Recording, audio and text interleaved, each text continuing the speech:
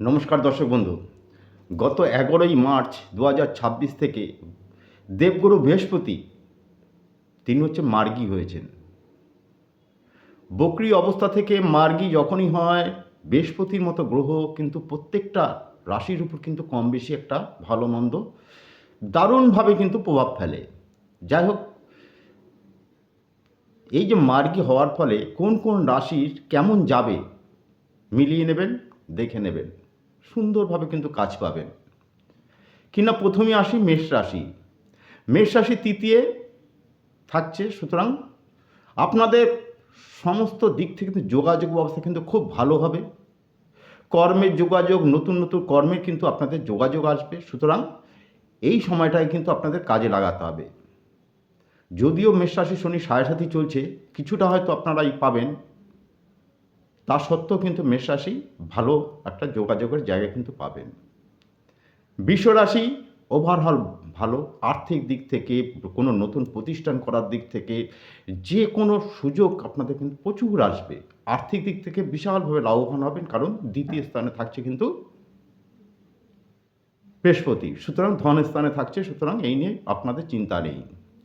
মিথুন রাশি রাশির উপরেই চলছে, সুতরাং দারুণভাবে কিন্তু আপনারা সুযোগ পাবেন। নিত্য নতুন কাজের সুযোগ আসবে, আর্থিক দিক দিয়ে সুযোগ আসবে। যদি কোনো নতুন ব্যবসা করতে যান, সেখানেও কিন্তু দারুণভাবে আপনারা সুন্দরভাবে রেজাল্ট পাবেন। তারপরে আসছি কর্কট রাশিতে। কর্কট রাশি হ্যাঁ একটু খারাপ যাবে, এই সময় কিন্তু ভালো যাবে না। জুন মাসের পর থেকে কিন্তু কর্কট রাশির আলাদা একটা পরিবর্তন ঘটবে। কন্যা রাশি ওভারঅল ভালো, কারণ কন্যা রাশির একাদশে কিন্তু তখন কিন্তু থাকছেন বৃহস্পতি, সুতরাং কন্যা রাশি দারুণভাবে কিন্তু কন্যা রাশি এমনিতে সারা বছরটাই কিন্তু লাভবান হবেন। তা সত্ত্বেও এই সময়টা কিন্তু কন্যা রাশির পক্ষে কিন্তু খুবই ভালো। তুলা রাশি কর্মপ্রাপ্তি, নতুন নতুন কর্মের যোগাযোগ দেখতে থাকবেন এবং সুন্দরভাবে সেগুলো কাজে লাগানোর চেষ্টা করবেন। ওভারঅল কিন্তু ভালো আছে। বৃশ্চিক রাশি কিন্তু এই সময়টা কিন্তু ভালো নয়, কারণ বৃশ্চিক রাশির তখন কিন্তু অষ্টমে কিন্তু অবস্থান করবে, সুতরাং এই সময়টা আপনাদের অর্থক্ষতি, মান সম্মানের টানাটানি, কোনো দুর্ঘটনা এইসব কিন্তু ঘটতে পারে। বৃশ্চিকের পর আসছি আপনি ধনুরাশি বিবাহ স্থান, ব্যবসার স্থান, কিন্তু যদি কোনো বিবাহ যোগাযোগ হয় সেইখান থেকেও কিন্তু আপনারা সুন্দরভাবে বিবাহ স্থানের যোগ আছে, এবং আপনাদের মানে কর্ম বা ব্যবসায় কিন্তু দারুণভাবে কিন্তু অগ্রগতি হবে। মকর রাশি কিন্তু ভালো যাবে না, শত্রুতামি বাড়বে, ঋণের পরিমাণ কিন্তু বাড়তে পারে, সুতরাং দেখে শুনে পথ চলতে হবে।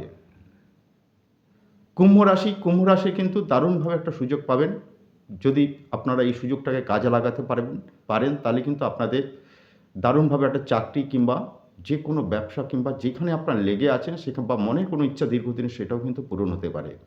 মীন রাশি যদি মনে করেন হ্যাঁ জায়গা জমি বাড়ি আপনারা করতে চাইছেন, এই সময় নতুন কোনো যোগাযোগের মাধ্যম আপনাদের কিন্তু তৈরি হবে। জায়গা জমি সংক্রান্ত কেন বিভিন্ন বিষয়ে কিন্তু মীন রাশি কিন্তু ভালো যাবে।